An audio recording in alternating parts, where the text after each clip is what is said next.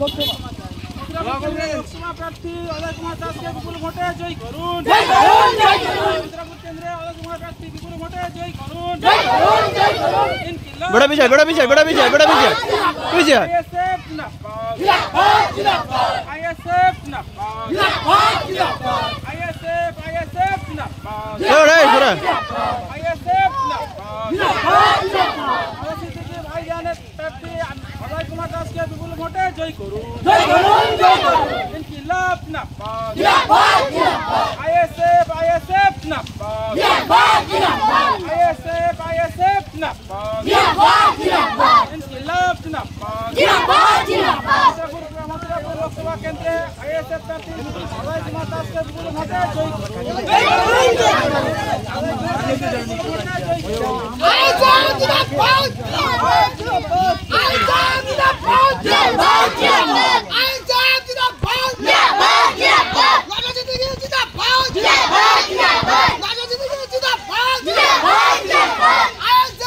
অভিনন্দন। আমি যখন আইএসএফের প্রার্থী মনোনীত হই, কুলপিতে যেদিন আসি, আমি প্রথম দিনই একটা কথা বলেছিলাম। আমি মথুরাপুর সম্পর্কে পড়াশোনা করে তারপরে সেদিন এসেছিলাম। আমি দেখেছিলাম এখানকার পঞ্চায়েতে লুট, মানুষজন ভোট দিতে পারেনি, তাদের ঘর ছাড়া করা হয়েছে, তারা বাড়িতে ঠিকঠাক থাকতে পারেনি, এখনও অনেকে ঘর ছাড়া হয়েছে। ভারতীয়রা সেই কথাই বলছিলেন। আমি প্রথমে একটাই কাজ করব, এই মথুরাপুরবাসীতে কোনো রকমের তোলাবাজ সন্ত্রাসবাদদের আমি কিন্তু জায়গা করব সেই জেলের মধ্যে। আমার প্রথম কাজই হবে সবাই যেন তার ভোট সে তার অধিকার মতো দিতে পারে। সে আইএসএফকে পছন্দ হলে আইএসএফকে দেবে, যাকে খুশি তাকে দিক, সেটা বড় কথা না, কিন্তু সে যেন তার ভোটটা ভোট কেন্দ্রে গিয়ে দিতে পারে, এটা আগে সুনিশ্চিত করব। কোনো তোলাবাজি, কোনো দাদাগিরির কথা কিন্তু আমি কিন্তু শুনবো না। আমি কিন্তু দিল্লিতে চলে যাব, একদম সংসদের মধ্যে চলে যাব, সেই দাদাগিরি কিন্তু আমি বের করে দেবো একদম। আর দ্বিতীয় যে কথাটা হলো সেটা হলো, আমরা দীর্ঘ স্বাধীনতার পর থেকে বামফ্রন্ট দেখেছি, কংগ্রেস দেখেছি, এখন দেখছি হচ্ছে সিপিএম দেখছি, টিএমসি দেখছি, আর সেন্ট্রালে বিজেপি দেখছি। আমরা বিশেষ করে যারা এসসি আর মাইনরিটি যারা আছি, আমাদের দীর্ঘ 70-75 বছর থেকে আমাদের শুধুমাত্র কি করে রেখেছে, ভোট ব্যাংক করে রেখেছে। শুধু ভোট দিই আর জমিতে কাজ করি, বাস এটুকু। আমাদের না শিক্ষা দিয়েছে, না স্বাস্থ্য দিয়েছে, না আর্থিক সাহায্য করেছে, না অধিকার দিয়েছে, কিচ্ছু দেয়নি। কিন্তু দিয়েছে কিছু। আপনি এলাকাতে দেখান তো একটা ভালো হসপিটাল আছে কিনা? নেই। এখানকার মানুষের যে জলের যে একটা চাহিদা, সুস্থ স্বাভাবিক জল, মানুষ এখন কিসের জল ইউজ করছে? পুকুরের জল ইউজ করছে। আমাদের রোগ যে হয় সবার আগে হচ্ছে জল থেকে, জলবাহিত থেকে রোগটা সব থেকে শুরু হয়। আমাদের এখানে স্বচ্ছ জল নেই, আমি দেখেছি, হেঁটে হেঁটে দেখেছি। রাস্তাঘাট ঠিকঠাক নেই, অথচ এখানকার মানুষ, এখানকার যারা এমপি এমএলএরা হয়েছেন, তারা বলছেন যে এই এলাকাতে কাজের আর কোনো বাকি নেই, সব কাজ করে দিয়েছি। অথচ তিনারা ওখান থেকে এখানে আসেনি না কোনো দিন, মানে বাড়ি থেকে বসে বসেই বা কলকাতায় এসি ঘরে বসে বসেই বলছেন সব কাজ করে দিয়েছেন। আমি আইএসএফের প্রতি আস্থা রেখে, এনারা আইএসএফ মানে প্রার্থীরা আমি যা হয়েছি, এবার দল আমাকে যা নির্দেশ করবেন আমি সেই অনুসারে মথুরাপুরবাসীর হয়ে কিন্তু দিল্লিতে দরবার হব। তাই আপনাদের কাছে আমি অনুরোধ করব, আমি একজন অধ্যাপক মানুষ, আমাকে আপনারা আইএসএফ হয়ে, আইএসএফের প্রার্থী হিসেবে আমাকে জয়যুক্ত করে দিল্লিতে পাঠান। বাকিটা আমি কিন্তু আইনের মাধ্যমে বুঝে নেব, আপনার অধিকার রক্ষার্থে বুঝে নেব, আপনার আর্থিক সাহায্য ক্ষেত্রে বুঝে নেব, সব কিছুর ক্ষেত্রে কিন্তু দায়ভার তখন কিন্তু আমি বুঝে নেব। আমি শুধু আপনাদের কাছে এটুকু দোয়া বা আশীর্বাদ চাইতে কিন্তু এখানে এসেছি, যে আপনারা দুহাত ভরে যেন আমাদের আপনাদের সমস্যাগুলো যেন আমি দিল্লিতে যেন বলতে পারি, বাংলায় বলবো, যেন আপনারা টিভিতে ফোনে যেন আপনারা দেখতে পারেন আপনারা যাকে প্রার্থী করেছেন সে কি দিল্লিতে গিয়ে কি করে কথা বলছে, হিন্দিতে বা ইংলিশে না, বাংলায় বলবো যে মথুরাপুরবাসীতে এখানে কেন, মথুরাপুর মানুষের কেন একটা কংক্রিটের বাঁধ হয়নি এত বছর ধরে।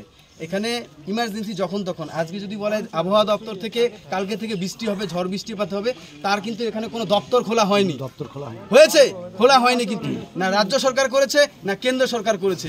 আমরা কিন্তু রাজ্য কেন্দ্র দু জায়গা থেকে কিন্তু বঞ্চিত।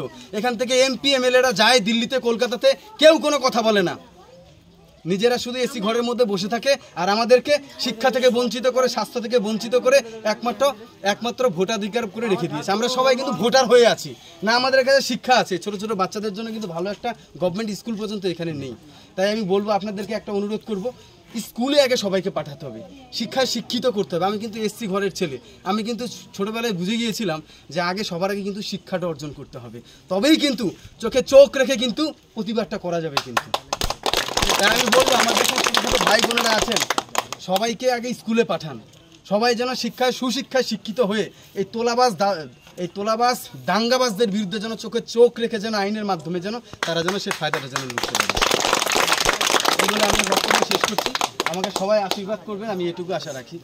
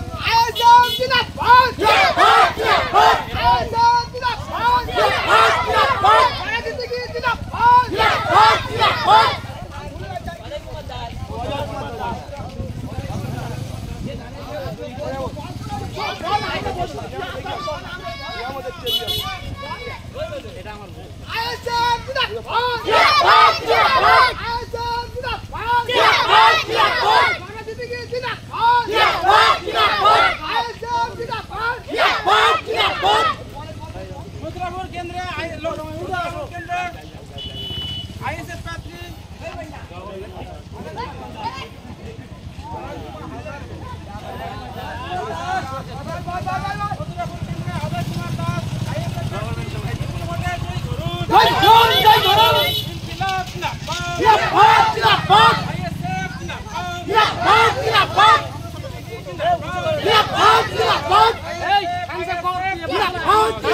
হান্ড্রেড